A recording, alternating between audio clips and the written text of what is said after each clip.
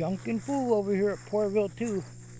So we've been driving the van around. I'm thinking we're getting somewhere in the neighborhood of 300 miles put on it. Last couple days we probably put a couple hundred miles on it and had to do a little bit of tweaks here and there. I had a little one of my radiator hose I didn't get tight enough. And did you add the antifreeze on there, that last gallon of antifreeze we bought, Debbie? Nope. Or did I? I don't know. And we're still working on it, but Well, maybe I didn't. well, let's read what we got into this, Debbie. So shine your list over here, or you probably can't read upside down. We're trying to keep a rough idea of what we got in on the into this. Now that oil gauge, we got it. We checked the oil pressure with this, and we took it back off. It's carrying really good oil pressure. So Go ahead and just. we added the van. That was $700. Yeah, we paid $700. The towing for it was $165. Seafoam $847. You want to turn that? You can just read it off, Debbie. Okay. 2 exhaust gaskets $2140. You're on camera. Yikes. Well, did you get that fan we bought right there for $25? Yeah, that's added down here. Okay. Gas $10. That was a while back. Oil gauge $28.33. PB blaster $6.19.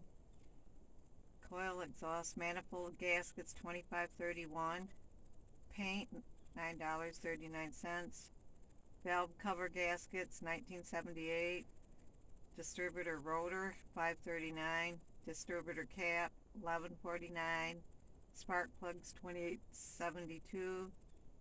Spark plug wire $31.99. Air filter $17.69. Oil filter $10.49.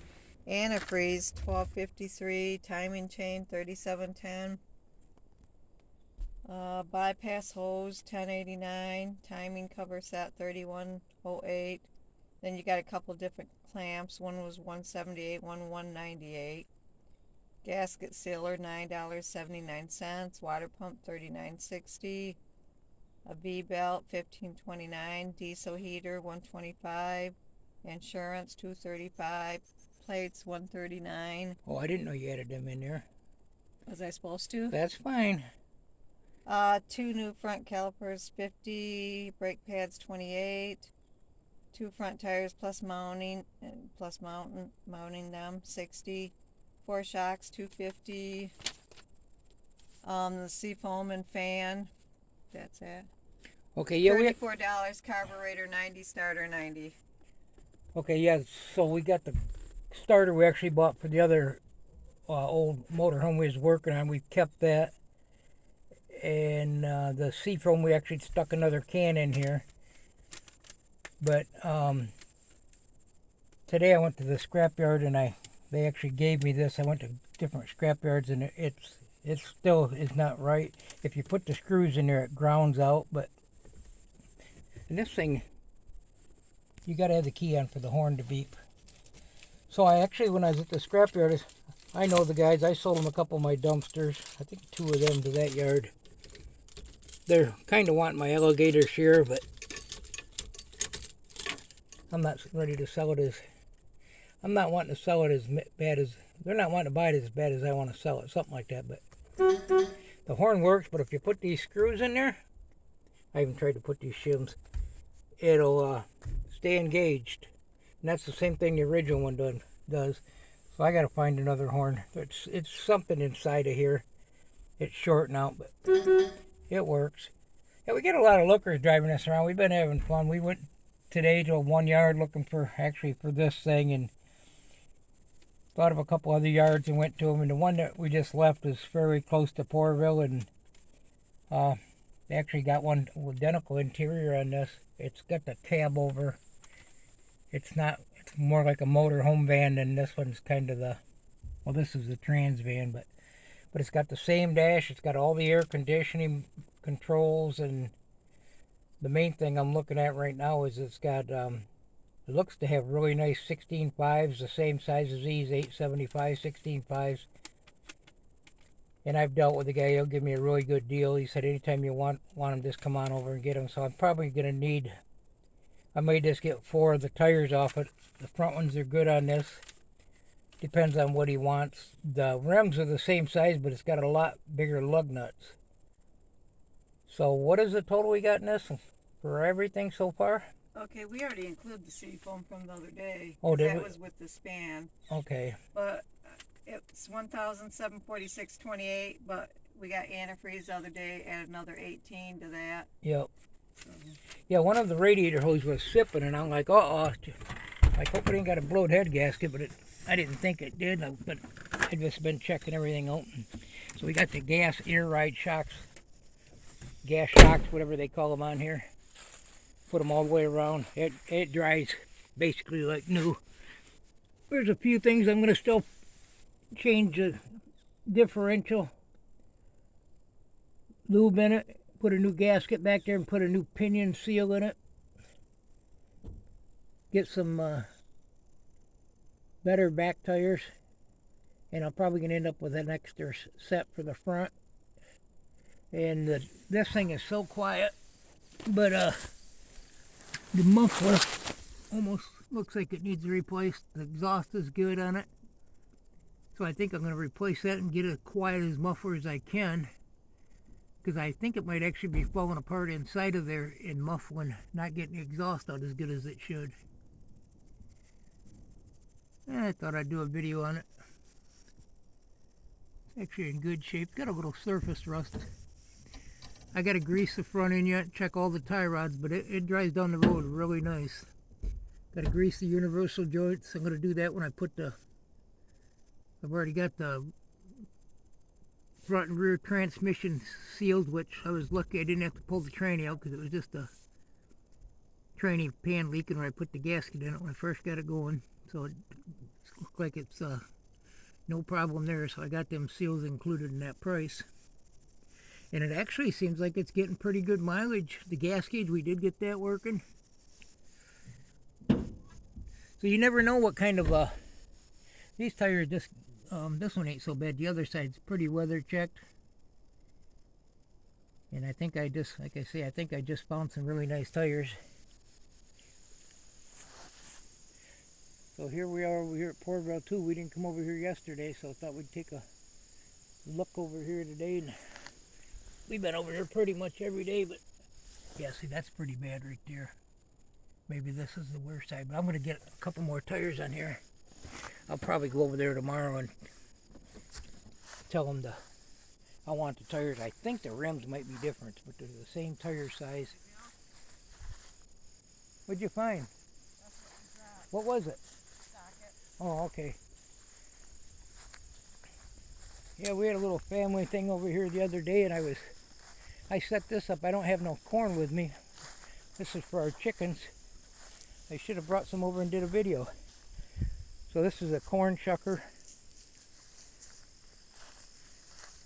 You can actually rig these up to a drill or something if you wanted to, but this is made to, you can stick it in there.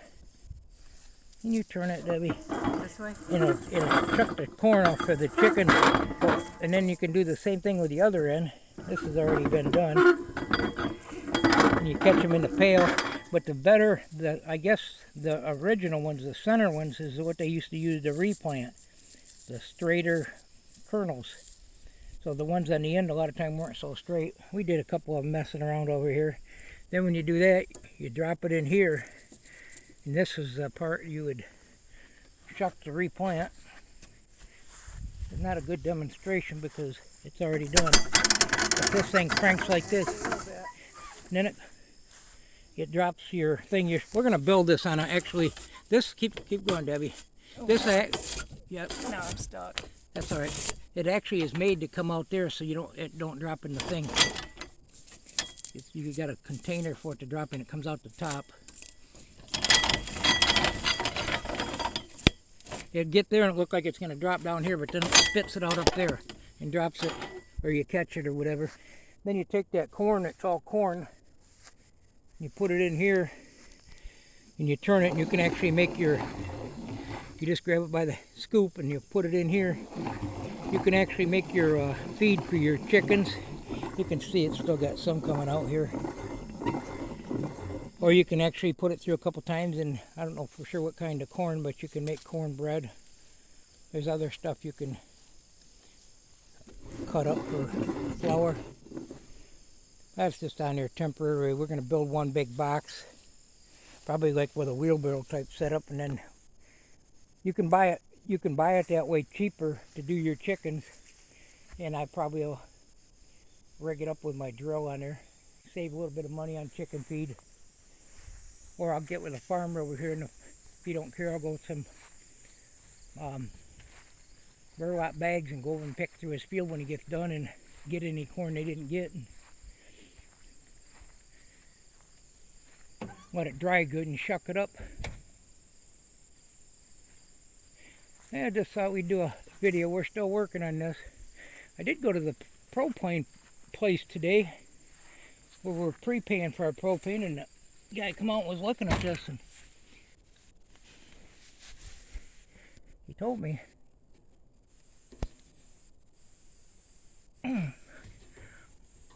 man, he must be pretty strong. That's leaking.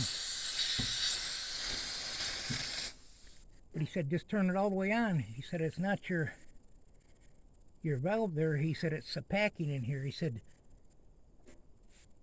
go ahead and just run your, it ain't leaking now once it's turned all the way on. He says, the packing just gets loose in there. He says, the only thing you can really do is use it up.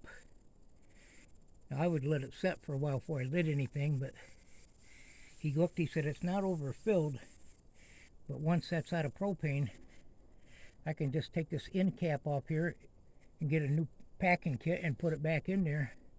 And he said, you should be good to go. I told him, I said, I have another tank. He said, you don't need another tank. He said, just run that propane out. And he says, pull that end piece off and you can fix your rate up. But yeah, so that's on now. It isn't leaking. He said just this packing was loose, so that was cool. I'm going to shut it off because I don't want to have it on driving down the road and forget about it. Well, there you go. There's my pretty new shocks.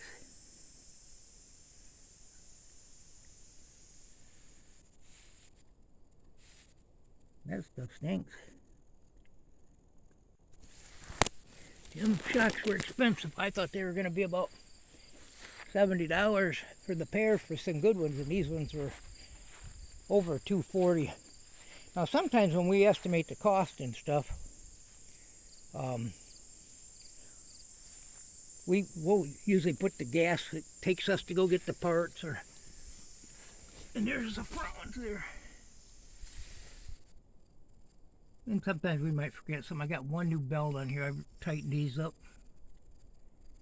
That's that radiator hose that was dripping up to the top. I got that taken care of.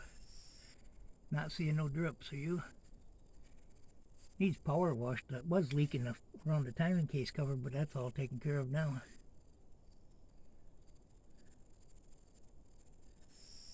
A lot of fun to drive. Actually, we've got a lot of comments driving these down the road. Get the people doing the thumbs up, and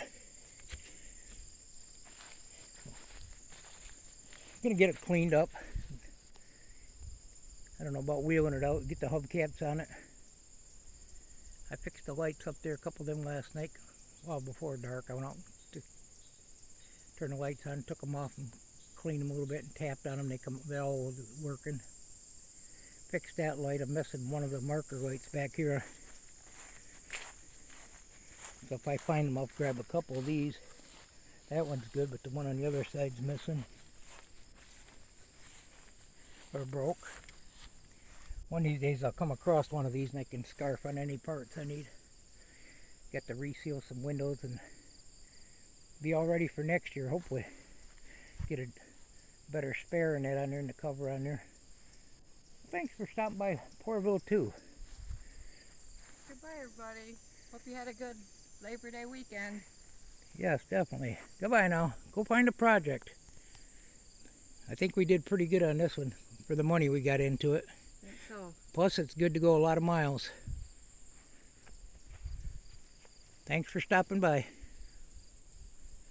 again, go find a project. We'll be finding something else before long. Goodbye.